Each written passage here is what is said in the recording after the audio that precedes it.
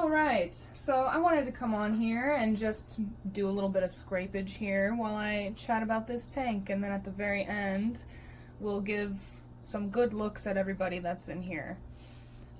So this is my 30-gallon freshwater tank. I've had basically everything up to 30 because that's kind of what I've limited myself to here with the one-bedroom apartment. It's, I think, just under 600 square feet, so I don't really want to push the boundary too much there.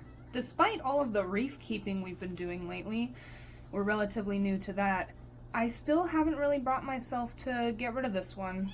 I really like... Hi, Dragon. Hi. I really haven't brought myself to be able to get rid of this one yet. It's just... It brings me too much joy because I have finally what I feel is a lot of good plants, a lot of good growth, and a lot of great fish in here. So a lot of the fish that we actually have in here were off of tank breakdowns from places like Facebook Marketplace, Craigslist, and you know, what have you. So that's just another example of some of the good deals that you can get if you really put yourself out in the community.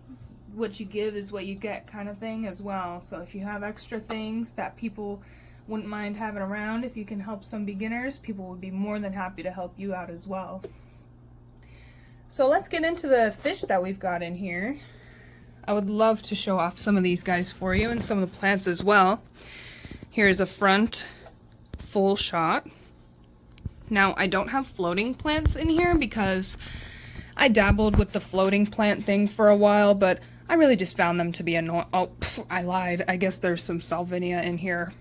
Either way, when I keep it to a minimal, it's more doable and realistic, but when you have plants sitting in the back and up on the sides here, it just makes it a lot more difficult to pluck the floaters out of the roots, so I tend to just try and go as bare as possible nowadays here.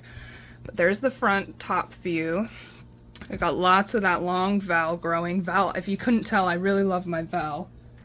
So right up front here, front and center, we've got the school of mollies that we eventually wanted to put into our saltwater tank systems, but you know, they can be really good algae grazers, and I have experienced that in the freshwater side. Not the salt yet. I have not put them in, obviously, but I'm not even sure that I want to anymore. I have kind of a good cleanup crew going in there. And these sparkling gouramis, these are gorgeous.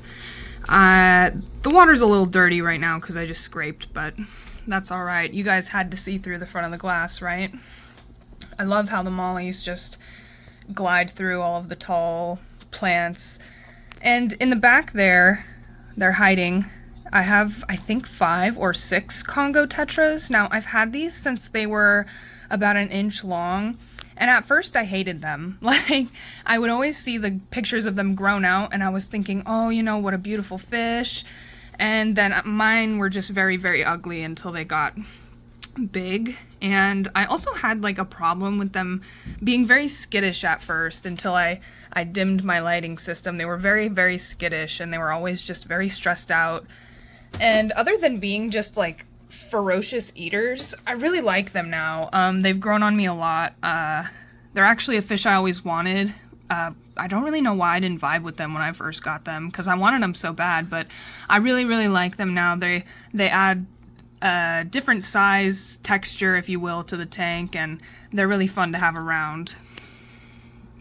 So this is my female beta, Miss Mama Murphy. I've had her in here, oh god, it has to be over a year now, and she's a great community fish. I'm not going to tell you that all betas are great community fish, especially not the males. Don't ever try that. But some of the females can be. Some of them can be. It is trial and error. Yeah, I think I have 5 sparkling gouramis in here. I really love them. I really do. They are super cool. They are super colorful. I've always loved gouramis and how they just interact with their environment and, you know, the other fish around them with their little whiskers. I just think that it's so cute. There's plenty of faces that you can't see in here right now. I have some clown rasboras. Gosh, they're just so tiny. I'm not even sure where they would be at right now. But the scape isn't even really a scape. It's just kind of two pieces of wood that a bunch of like Java ferns are on. It's just like a huge clump of Java ferns in there. And then I've got this one up here. I don't remember what, oh, hello frog. Yeah, these guys actually do really well from my experience in a community tank.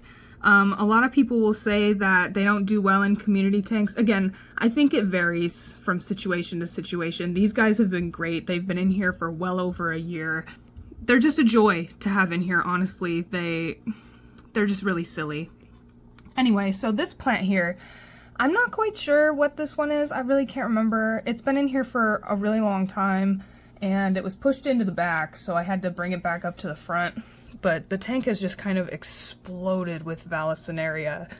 I've had this val, this one single pot of val in there basically since I started keeping fish like 2 years ago.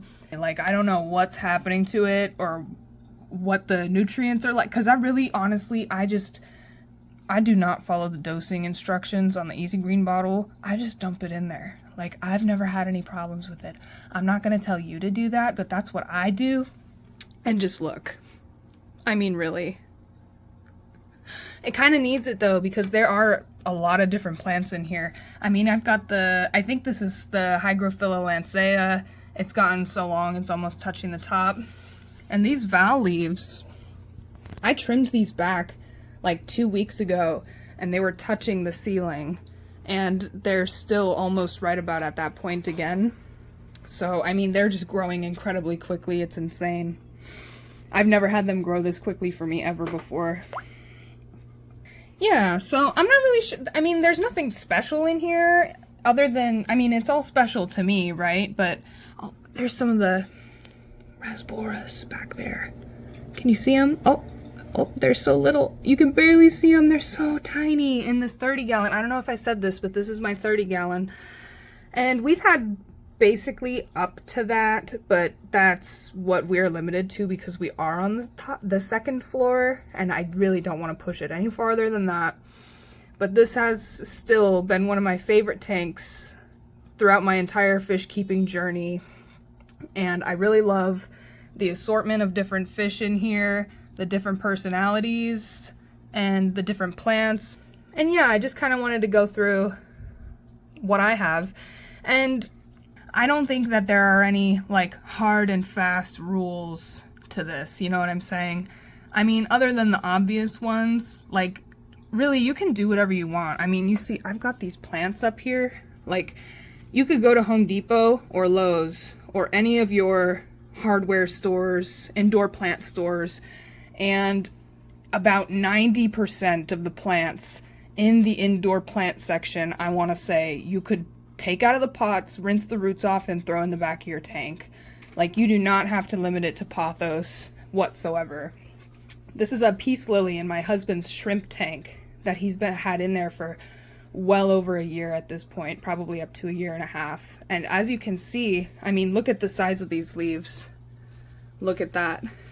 They're just, oh my gosh, bean sprout got to it. Look at that. That is just ginormous. They're like over the size of my meaty claws. So, I mean, it's just one of those things where you don't have to limit it to the pothos. You don't have to limit it to the plants that everybody says that you can do. I can promise you that 90% of the plants in that indoor plant section can be and would thrive in the back of your aquarium. And if I can clip in a picture of what mine looked like at its peak, I totally will, because there was like probably at least 10 different species in there at this point.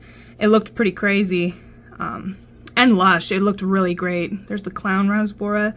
They're usually in a group. Yeah, they're just not wanting to show their little faces right now, but that's okay. Yeah, and either way, don't let what other people say limit you. And definitely don't take my word for gospel. I'm just telling you what I have seen from my experience and what works for me and what I like. And yeah, I just want everybody to have a happy aquarium keeping, and don't be afraid to try new things, because the worst that can happen is that you learned something. So I hope everybody has a great day or night, and I will see you next time.